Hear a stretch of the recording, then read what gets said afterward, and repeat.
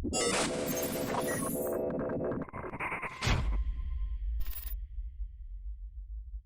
is going on, family?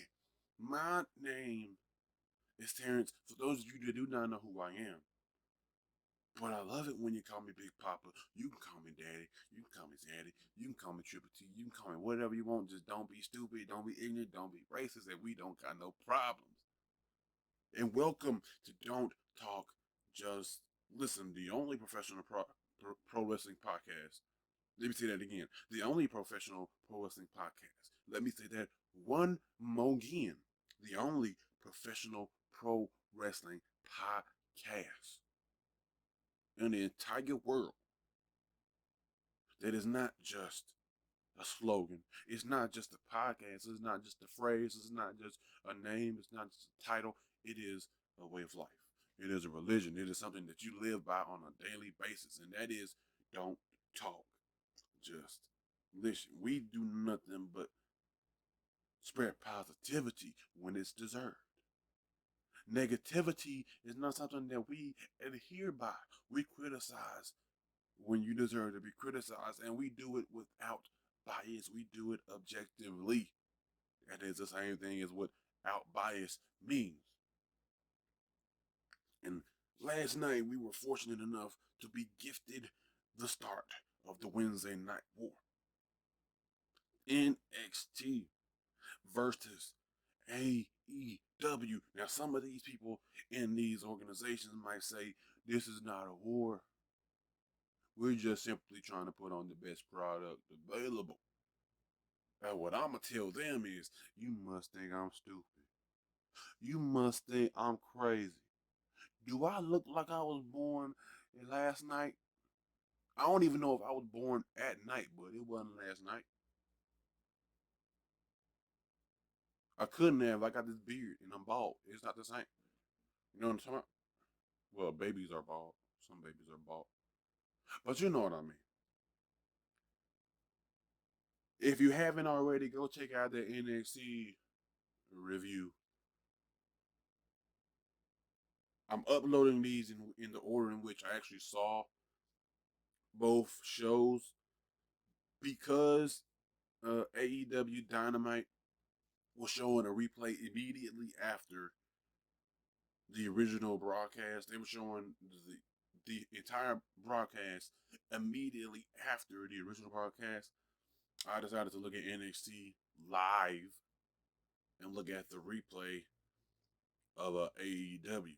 And I chose to do so in a manner in which I didn't have to do any overlapping, switching back and forth between channels.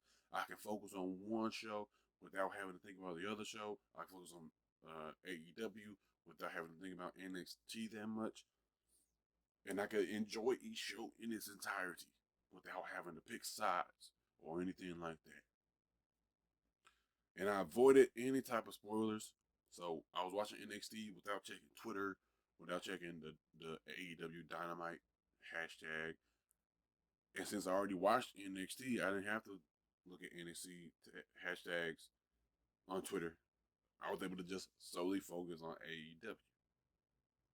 So with that being said, go check out the NXT review. This right here is all about AEW Dynamite live on TNT. First episode in the brand's history. And first off, let me say this. If you've seen the All Elite Wrestling pay-per-views, whether it be Double or Nothing, whether it be All Out, All In, whether it be Fyter Fest or Fight for the Fallen, if you've seen any of their pay-per-views, and then you went and saw AEW Dynamite on TNT, one thing is for sure. The production quality of AEW Dynamite on TNT is far and away better than the production it was for any of their pay-per-views. Whether that because they're on TNT now, whether it's because they've had time to get prepared for this moment. So it was stuff that they had been working on for months and months and months in advance. And what they were doing on pay-per-views were stuff that they knew could look professional.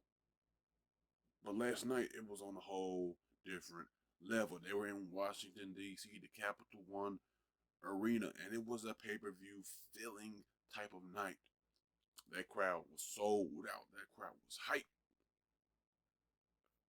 and they have a reason to be because it was a pretty good show.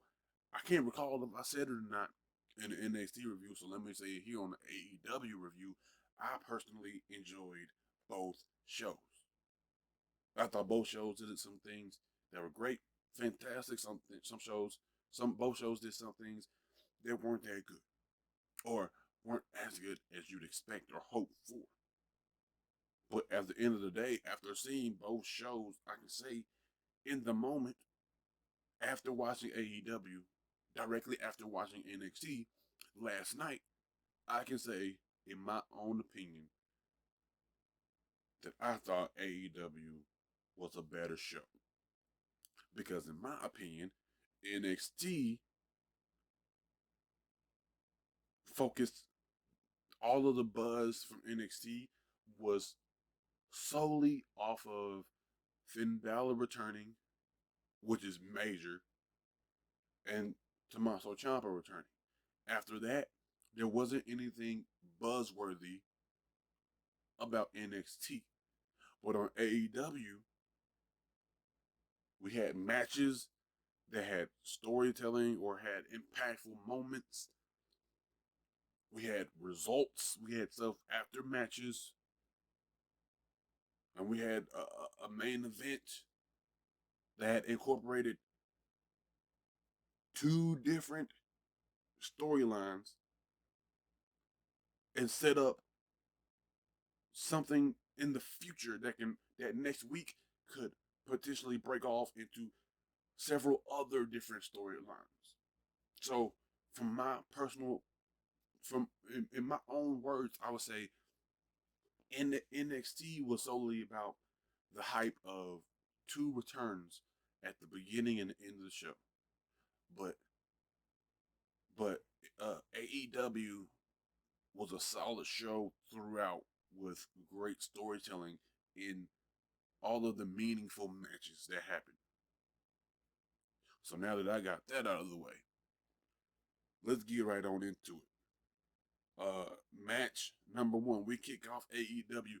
Oh, another thing, AEW's graphics, like their matchup graphics, their intro, I kind of felt was a little too cartoony a little bit, but like their matchup graphics, their replay graphics, stuff like that, with the chalk dust whatever.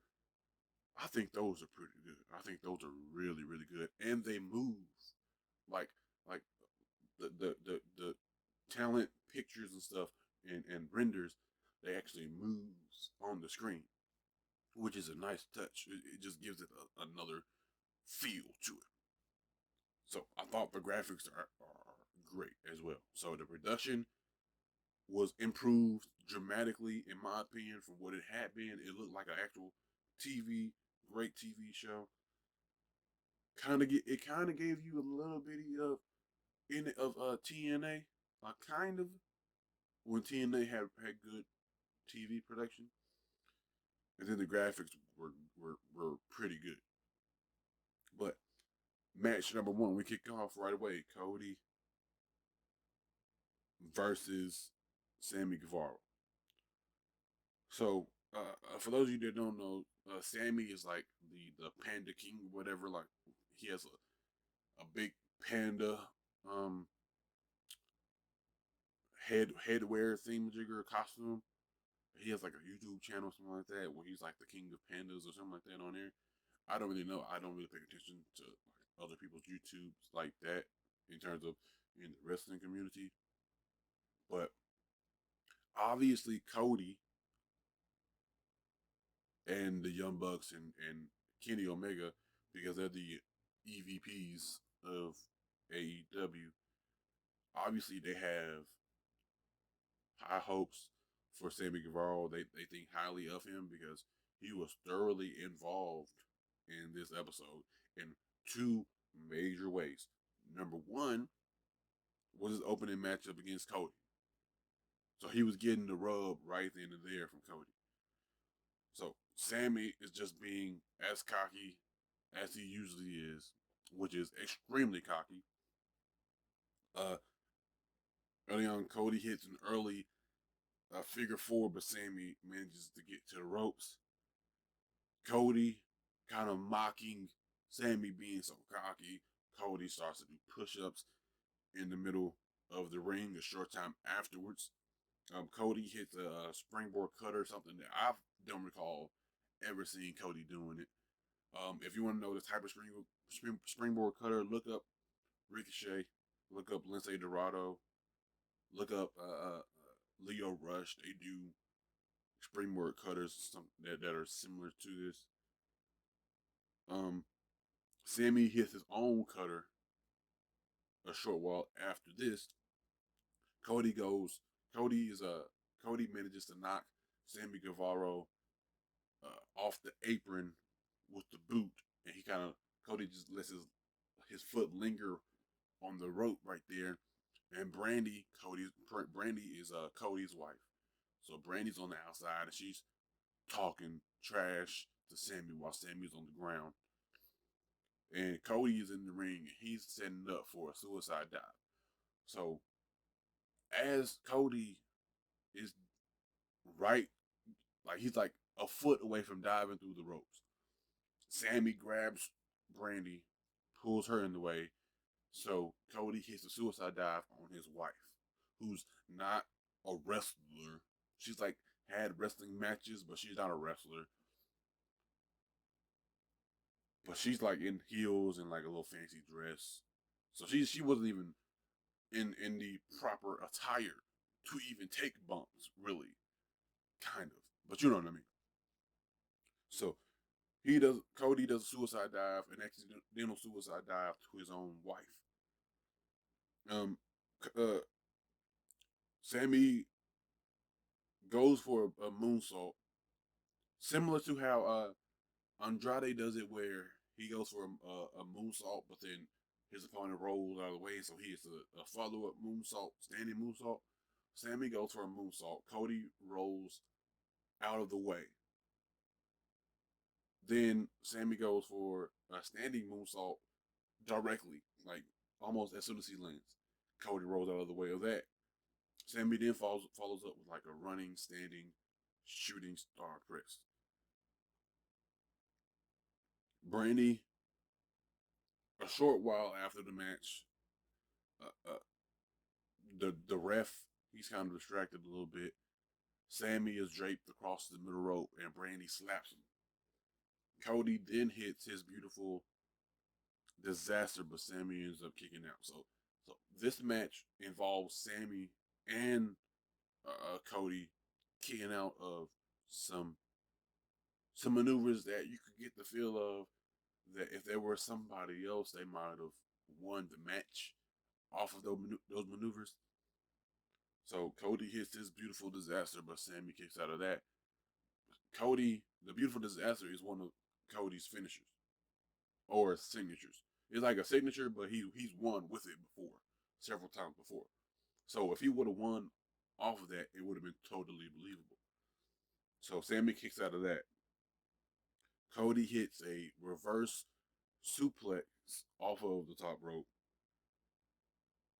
Sammy later on hits a top rope Spanish fly. Like Cody is on the top rope as if he's going for a splash. Sammy runs towards the corner and he hops up on the top rope and he hits a Spanish fly and he attempts to hit a shooting star press right after that, but Cody gets his knees up. Cody has like enough time to get back to his wits and he gets his knees up. As Sammy is landing on him for the shooting star press, Cody gets his knees up, immediately rolls him up into the pin. Cody gets the victory off of that. Following the match, Cody is set to have a little interview with Tony Schiavone. Sammy interrupts him and offers to shake his hand. Like he interrupts him, and the crowd is like, "Oh, they're about to fight or something like that." But Sammy extends his hand for a handshake. As he's extending his hand for the handshake, I can't recall if Cody did it or not. I think Cody did. shake his hand. Yeah, they did shake hands. As that was happening, Chris Jericho, the AEW World Heavyweight Champion, who will go on to face, he set to face Cody at Full Gear. So Chris Jericho comes down to the ring and he attacks Cody from behind, and you kind of understand that Sammy was setting up Cody because they cut back to Sammy as Jericho was beating up Cody, and Sammy is like nonchalant. He's just like, "Oh well, huh?" He kind of like so what? So we then go to commercial. We come back. Jericho is still beating up Cody, and he ends up slamming him onto two chairs that are set up. Like they're set up and they're facing each other. He ends up slamming him down through those chairs. He walks away. He has a mic and he says something like he says that he's the AEW heavyweight champion. And then that's pretty much the end for that segment. So right there, we got Cody giving the rub to Sammy, but Sammy also being involved somehow with Chris Jericho. We don't know if it was set up before the match. We will later on find out what the answer truly was. We don't know if it was like set up before the match. We don't know if they're partners. We don't know what's going on. We just know that Sammy didn't try to help Cody, even though they just shook hands, stuff like that. And that's Chris Jericho's AEW World Champion. Sammy, you want to make a name for yourself as being like top dog in company. The champ is right there attacking the guy that you just shook hands with. Maybe you could set up at least a singles match next week for yourself against Jericho. Maybe you could win that match and then get a championship opportunity. Have a claim for a championship opportunity, but that didn't happen. So Sammy is clearly healed. Or in this moment, he's a guy that doesn't want to get involved in anything. So following the attack and Jericho finishing it, we have MJF versus Brandon Cutler. MJF is classic heel. He's good. I'm still not sold completely. I need to see a match where MJF, like, give me a match with, I don't even know who's the best wrestler in the company, because you would say Omega, but sometimes I've seen Omega matches and I wasn't that into it. So I just need to see MJF be more than just predictable in what he's gonna say and how he's gonna act, because he's very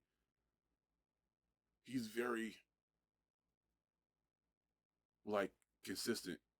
Like, he's a heel, but he's a pretentious heel.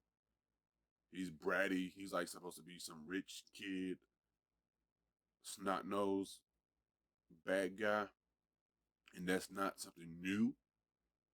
But he's a good promo. I need to see more out of him before I can say like, yeah. He's good, and I like him. I need to see more that convinces me that he's more than just what I think he is right now. But anyway, before the match starts, MJF, his entrance is basically just him cutting a promo on Brandon Cutler, insulting him any way that you could think of. During the match, MJF's constantly insulting Cutler, but that fires Brandon Cutler up more, so that causes Brandon Cutler to get certain punches in and stuff like that. But it was basically a squash match at the end of the day. MJF wins with his Salt of the Earth armbar, which is just a Fujiwara armbar. It's nothing special. He didn't even like target Brandon Cutler's arm. He just like locked it in and got the victory. So MJF wins. We don't know what's next for MJF. Like I said, hopefully he can show me more every week, because I would really, really Really appreciate that. Following this, we had Jake Evans and Helico. They interrupt Jay and Silent Bob. They're having a little mini interview ringside. They're fans. They're just having a little interview ringside, talking about like their new movie, how Chris Jericho was in it, and Jake Evans and Helico. They come down. They interrupt, and Private Party, who were sitting ringside too, they just walk up as fans or whatever. They just walk up and kind of like scare Jake Evans and then Helico away. So it was like a moment. It was like one of those just celebrity moments that kind of had some story in it. So I'm assuming I can't remember what the bracket was for the tag team tournament, but I'm assuming Angelico and Jake Evans will fight Private Party at some point if they're on the same side of the bracket. I don't know. I can't really say. But after this, we had SCU. They had a little video package. They're like inside, like standing in front of the Washington Monument or something like that. And Scorpio Sky, he has like a really good Obama impression, so he's just being Obama the entire time. And then it cuts to them actually in the arena having a little interview at the top of the ramp, and they give their little spiel. And Scorpio's like, people want to know which two out of the three of us is going to be in that tag team tournament and going to represent SCU. Which I didn't think it was like a real convo. I thought it was obvious it was going to be Christopher Daniels and Kazarian, because Christopher Daniels and Kazarian have known each other for like 20 years. They're legit best friends. They've been tag team champs several times before with each other. I didn't think this was like a convo. I didn't think this was a debate. I thought this was obvious. I thought it was always obvious that the dynamic of the trio is that Christopher Daniels and Kazarian are the tag team, and Scorpio Sky is like the singles guy.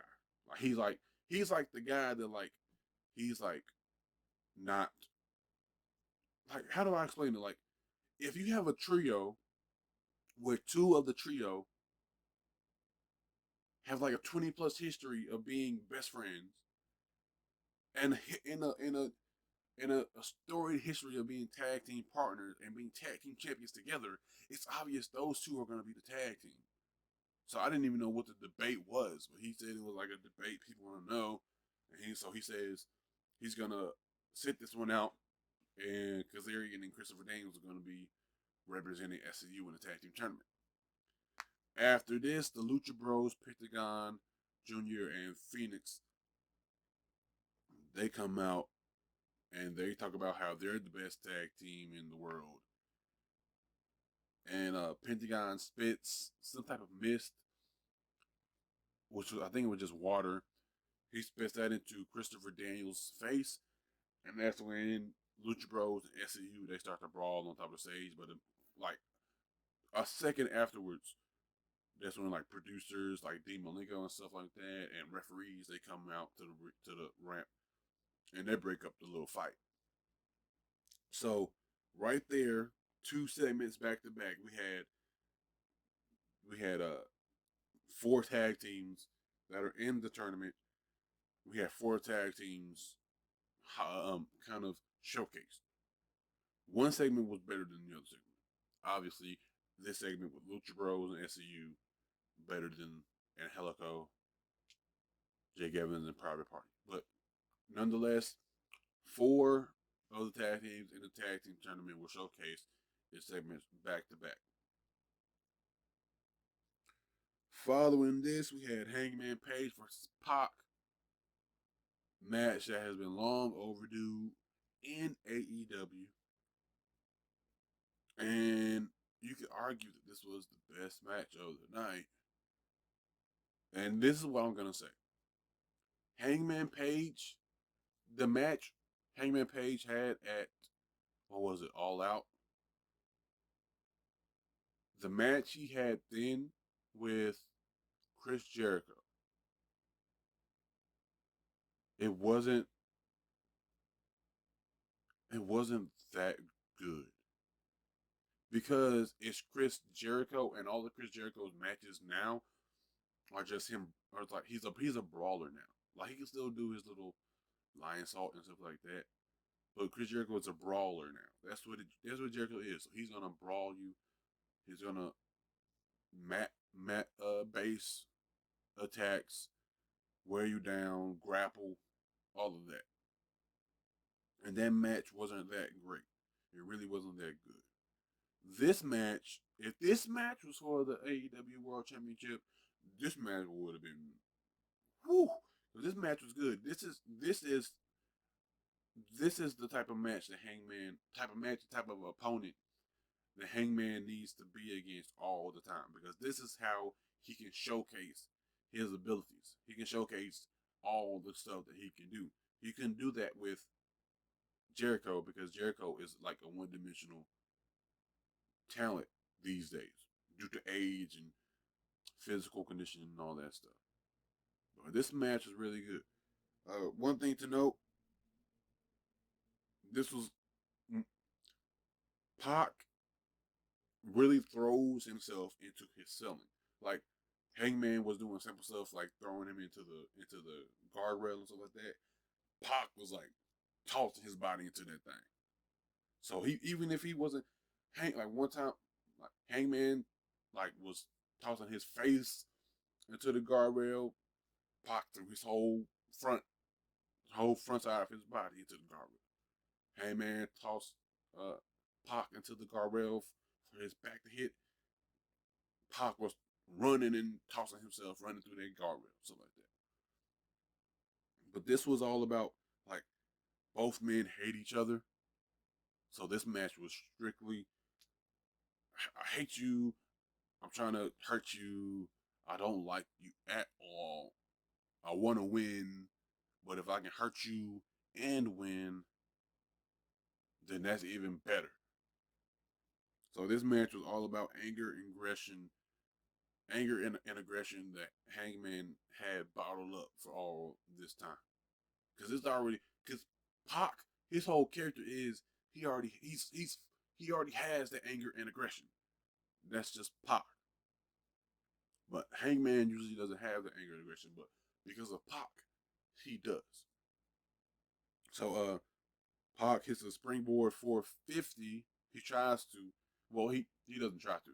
He tries to get the pinfall off of that, but he only gets a 2 count. That was at one point in the match. But the finish all, Hangman had Pac from behind like he was going to do a German suplex, and Pac grabbed the ref and was tying the ref up into the ropes, which was Earl Hebner. Classic Earl Hebner. I have something to say about Earl Hebner when I finish. So Pac was like distracting the ref and manages to low blow Hangman Page while Ebner was distracted. He ultimately hits a black arrow, which is just the red arrow, but called the black arrow now. He hits a black arrow and immediately he hits a black arrow onto Hangman Page's back. Like Hangman Page just like on all fours slightly. He lands on his back, immediately transitions into his brutalizer submission, and Hangman is forced to tap. One thing about Earl Hebner, I can't stand Earl Hebner as a referee because Earl Hebner telegraphs all the kickouts. Because there's two things I hate about kickouts. When a superstar it's like laying on the back and they're looking at the ref. They're just looking at the ref. 1, 2, kick out. I hate that. Don't look at the ref. I hate that. Just you can, if the ref is yelling the count, you can feel and hear him slapping the mat, and then internally your body clock should just count 1, 2. It's just that simple. I hate when people look at the referee as the referee is counting. You just got hit by a move. Why are you looking dead at the ref? You aren't focusing on selling anything or anything. You're just looking at the ref, just waiting for him to get close to counting three. Number two, when the referee like telegraphs the kick out, Earl Hebner is the worst at it. Because Earl Hebner does this. When it's supposed to be like a near fall, so they're supposed to kick out at like 2.5. Earl Hebner will do 1, 2, and then he'll fall. So he'll be on his left hand and he'll be counting 1, 2, and then he'll just shoot it. So as he's going down for like 2.5, he'll just jump out. He'll be fine 1, 2, and when it's supposed to kick out, he'll just. But he always does it the same exact way. Like there's no hiding what he's doing. He's obviously he does that when they're kicking out, but he never times it. It's never been timed correctly, so he never does it as they're kicking out. He does it right before they kick out. So he's usually jumping out of the pin. He's usually jumping out of the count before they even get their arm up, and it annoys me because Telegraph. I don't know if anybody's ever said this on any podcast before, but I've noticed it for years, and it's always irritated me. It's always irritated me because it just telegraphs. It just makes it look bad. It just makes it look so bad that you as the ref, if that I notice you more than I notice the kick out. It just always is irritating me. But that's it. Following this, we had Nyla Rose versus Riho to find out who will be the inaugural AEW Women's Champion. And first, I have to say this. Some of y'all might not like me for saying this, but I do not care. I'm going to be real with it. This is the time where don't talk, just listen. It's supposed to be about you, not about me. Because I'm the one that's going to talk, and you just listen, okay? I do not like the AEW Women's World Championship. I do not like it. Where's my thing at?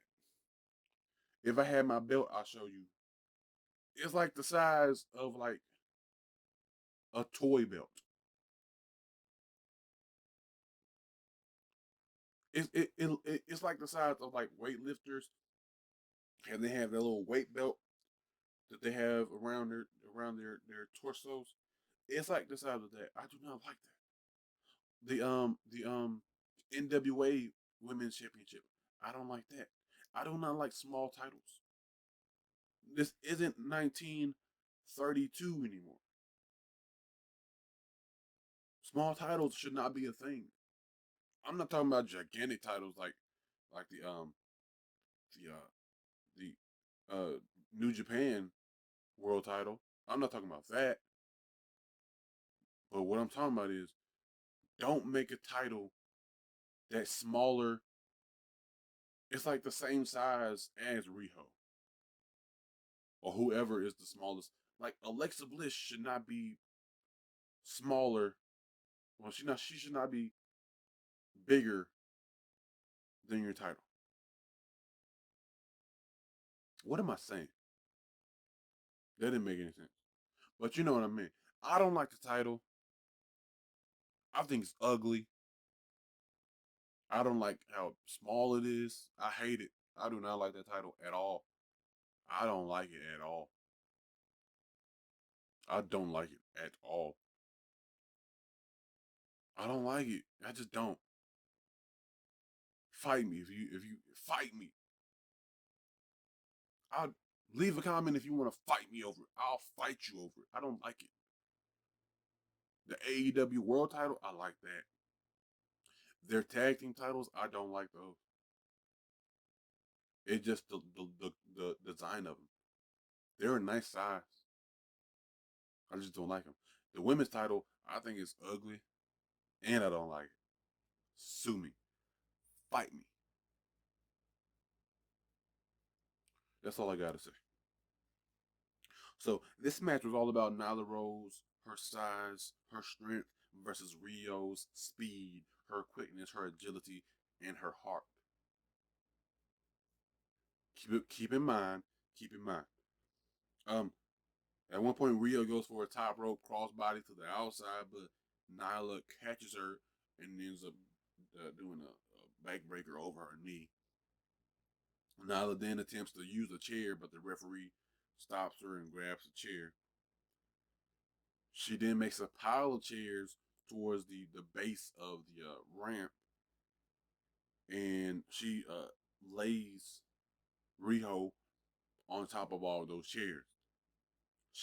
Nyla gets on the apron, and she goes for a senton, but Riho rolls out of the way, so Nyla lands back first onto the pile of chairs. Rio then gets up on the apron and she does the double stomp to Nyla Rose on the outside. Rio hits another.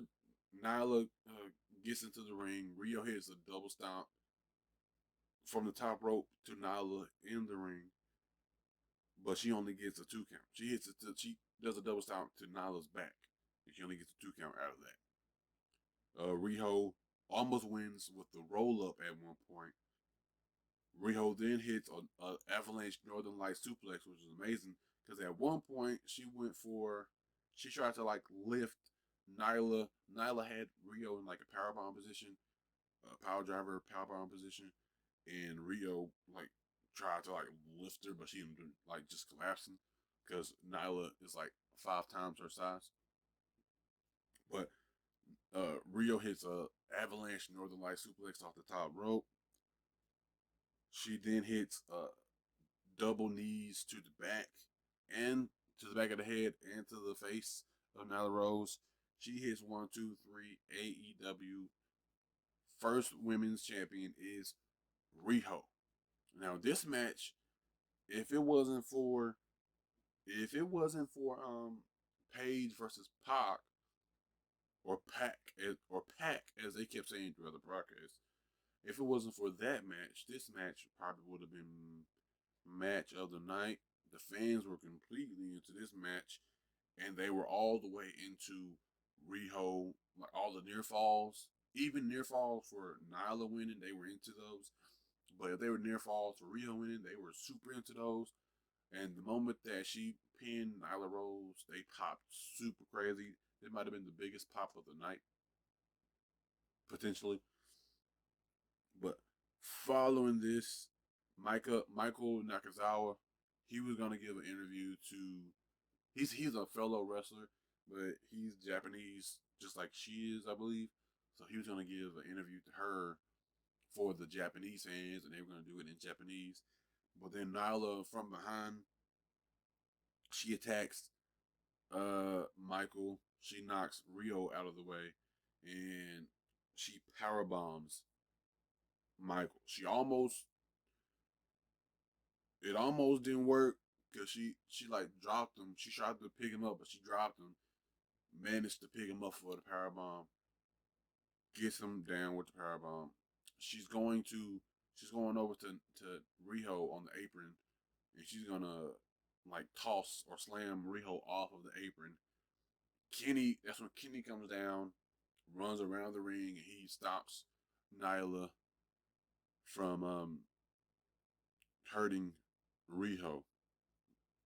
And apparently, I didn't know this, but Kenny and Riho were like tag partners at one point, so that's like where that meets. But if they don't reference that, then it could just be like it could just be one of the EVPs coming down trying to stop Nyla from like destroying the brand new champion, the first ever AEW Women's Champion.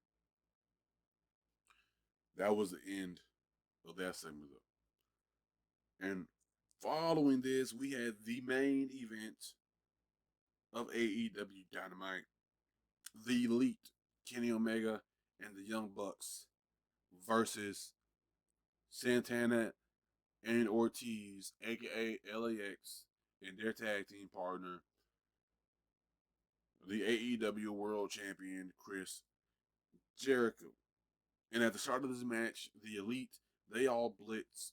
The Elite being the Young Bucks. I just should have just said that. The Young Bucks at the start of this match, they blitz Jericho, they blitz Santana, they blitz Ortiz with offense. And Kenny is going for he's about to go for a dive, like a some type of tope. So both the Young Bucks, they ended up doing their own suicide dives and topes onto Santana, Ortiz, Jericho. And Kenny's about to get in on the action. But as he's in the ring posing, getting ready to do his thing, Moxley out of nowhere, he comes into the ring. We don't see it in frame yet because of how it is. And then as Omega like gets up, that's when you see Moxley behind him. Omega kind of senses that something is wrong because of how the crowd is reacting. He just kind of senses it. So he slowly turns around and slowly sees that Moxley's there, and then they brawl. They start to brawl. They brawl in the ring. They brawl outside of the ring. They brawl through the crowd. They make their way to like a little VIP section, which could have been just a concession stand, to be honest with you. They make it there. Uh, Kenny grabs a mop because he's a cleaner. He grabs a mop, pretends to mop a little bit. Everybody kind of chuckles at that. And then he hits Moxley with the mop. Moxley then turns around and then slams Omega's head into a door a few times.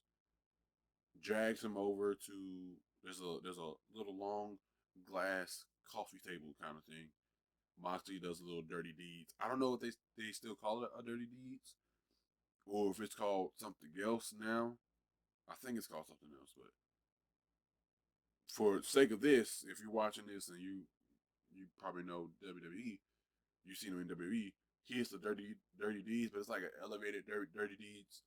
So he lifts Omega off of the ground and then lands onto the glass table, breaking the glass table. And as as he's laying there, he's like yelling at Omega, "Say something, say something, say something, huh? Can't hear you. Say something." So then we end up going to commercial, and we come back, and so since Omega just had his head driven through a glass table, we have a 3-on-1, 3-on-2 handicap tag team match. So we have the Young Bucks, the two Young Bucks versus Santana, Ortiz, and Jericho.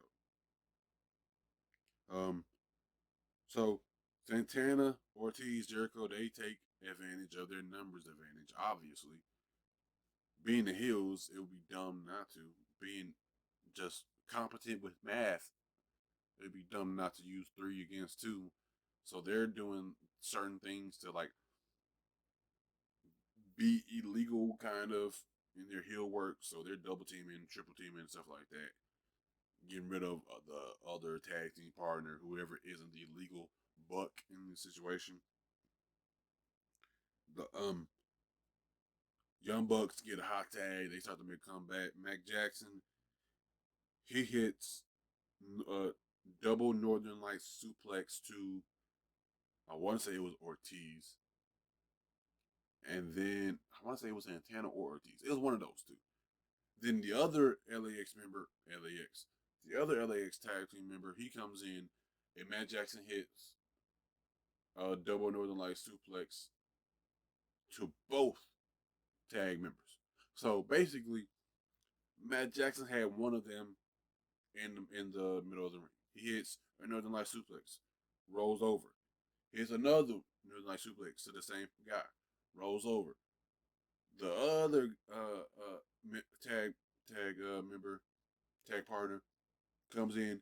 He grabs him, has the other one double north like suplex the two people at the same time. Then he gets a hot tag to his brother, Nick Jackson. Nick comes in, he gets the hot tag. They do a bunch of offense. They set up for the Meltzer driver. Um, as they're going for the Meltzer driver, that's when Jericho comes in. He hits the code breaker onto Nick Jackson, I believe. I believe Nick Jackson at this. I think at this time, Matt Jackson got the tag to beat the legal man. Nick Jackson was going for the Meltzer driver, the actual dive part of the Meltzer driver. Jericho runs in, interrupts with the code breaker mid-air. Um, Santana Ortiz, they do the little double team maneuver to Matt Jackson. I think it was Matt Jackson. They, I get both Bucks mixed up all the time. Then Chris Jericho hits the Judas effect on Matt Jackson. He gets the pinfall. Santana Ortiz, Jericho, they get the victory in the main event, the first ever main event of AEW Dynamite.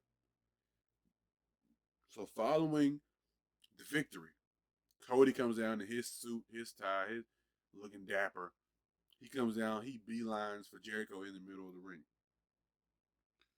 So he's getting some licks in on Jericho and Ortiz and Santana, and that's when Sammy Guevara comes down.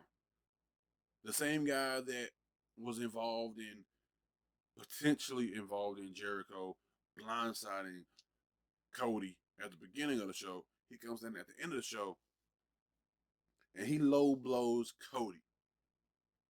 So you think maybe Sammy is coming down to help Cody. Maybe we still don't know. Maybe he's coming down to make up for not helping Cody at the beginning of the show. He comes down. Nope. He low blows Cody. So that happens. They're teaming up on Cody a little bit. That's when Dustin Rhodes comes down. That's Cody's brother. He comes down. He's trying to make the save to help his brother, help his little brother out.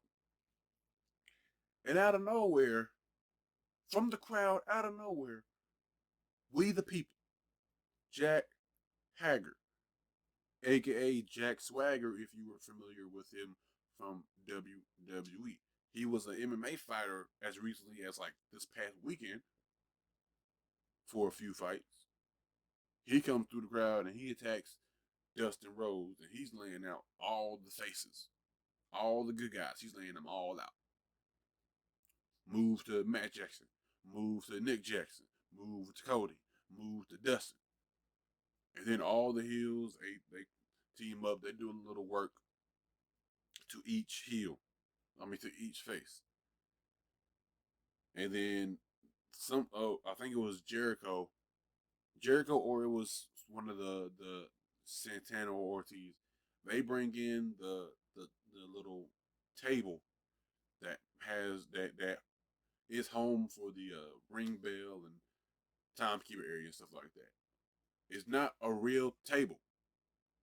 It's like a little nightstand kind of thing, like a square on top of legs. It's not one of those long tables that you use for table matches. This thing is not meant to break like that. That's when Hager he does the his glory his gut wrench power bomb to Dustin Rhodes on top of the little timekeeper table thing inside of the ring that does not break, and it's a very slim margin of error to miss it. The show goes off, all heels lined up side by side in the middle of the ring, me mugging, celebrating, reveling in the carnage in which they just created on the first episode of AEW Dynamite. Then after the show, we get a little segment, not a little segment, like a little video of all the heels walking backstage from being out in front of all the fans and stuff. They're walking backstage through the curtains, and Jericho's like, "You want to know? You want a reason why we just did what we did?" And that's when Hager pushes the cameraman or whatever, he pushes them down, pushes the camera down, and you hear Jericho say, "You'll find out next week." So, ladies and gentlemen, remember what I said at the beginning of the episode? I talked about NXT. Their big wow factor was two return moments, nothing to do with matches, nothing to do with any type of storytelling. Really, it was just one return at the beginning of the show, one return at the end of the show. Well, AEW had they had several different, like 58 different stories happen throughout the show. On top of like the storytelling that was going on in the actual matches. So they were hitting the mark on everything. Like they were like story, reasoning, payoff, maybe a payoff. Where is it gonna go? We don't know, but we're interested. Surprise, another surprise. Like AEW hit the mark on several different things. So in my opinion, I would say I don't want to, but if I had to, if you were forcing me to, I would say night one Wednesday Night Wars, I would give the check mark to AEW for who won. Me personally. Like it or not, I don't care. You could be a WWE fan. I'm a WWE fan, but I'm also an AEW fan. I'm a wrestling fan. Mm. It's just the whole pick and size thing is stupid to me. AEW is not going to put WWE out of business. WWE has 3 shows, primetime television, and one of them is going to be on a network in which like every household in America gets. Not everyone gets USA Network. Everyone Fox, ABC, CBS, NBC are like the 4 channels you can guarantee will be that everyone in America who has a household, who has TV, you can guarantee those are going to be the 4 television stations that they will get. And SmackDown, WWE SmackDown is going to be on one of those. You don't have to pay cable. It's just there. One of 4 channels that everybody's guaranteed to get. It's just there. So if you just happen to be home Friday night, 7 o'clock, and you ain't got nothing to do and you just scrolling through TV, it's just there. So AEW is not going to put WWE out of business. WWE has 3 shows that are primetime television, plus other shows like 205 Live, NXT UK, that are all going to be, that are all watched heavily. Maybe not 205 Live, but you know what I mean. And then they have takeovers. Then they have pay-per-views. So AEW is not here to kill WWE. But if you're a wrestling fan and you love wrestling and you want something different than WWE, go look at AEW. It's that simple. This is not the Bloods and the Crips. You will not die if you choose the other side. You will not die if you don't pick a side. Just the only side that you should be on is wrestling. Because that's what this is. AEW gave me something that NXT did not give me. NXT gave me something that AEW didn't give me. That's fine. Because either way, I got something that I wanted. You dummies. Y'all out here chewing other people out for saying they want to look at AEW. Saying they want to look at NXT.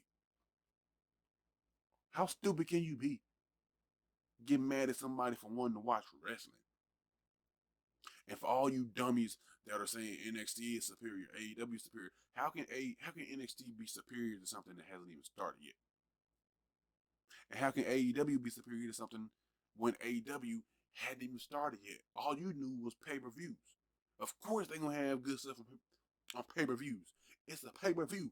Pay-per-views are supposed to be your best stuff. What you talking about, dog? Y'all some stupidos. Y'all some idiots. Y'all are dumb. If you haven't yet, if you have the chance, go watch AEW Dynamite. If you haven't yet and you have the chance, go watch NXT. If you haven't seen Raw, maybe you don't go see Raw. Or see Raw up until the main event segment. Maybe. On Friday, go look at Friday night SmackDown on Fox. It's that simple. Then next week, do it all over again. You can look at NXT UK. You can look at 205 Live. You can do all that stuff. Go look at ROH. Go look at Impact. Go look at CZW if you like that weird wrestling. Go look at NWA. Go look at New Japan. It's wrestling, dog. Wrestling is not supposed to be gang warfare. It's that simple. But yeah, that was my AEW Dynamite review. I told you I liked AEW more than I liked NXT this week. That doesn't mean that I hate NXT. That doesn't mean I'm a AEW fanboy. It just means I like wrestling. I love wrestling. But anyway, let me know what you like, what you didn't like, what you don't like, what you want to see, what you don't want to see, what you do want to see. I don't care. Like, comment, all that good stuff down below.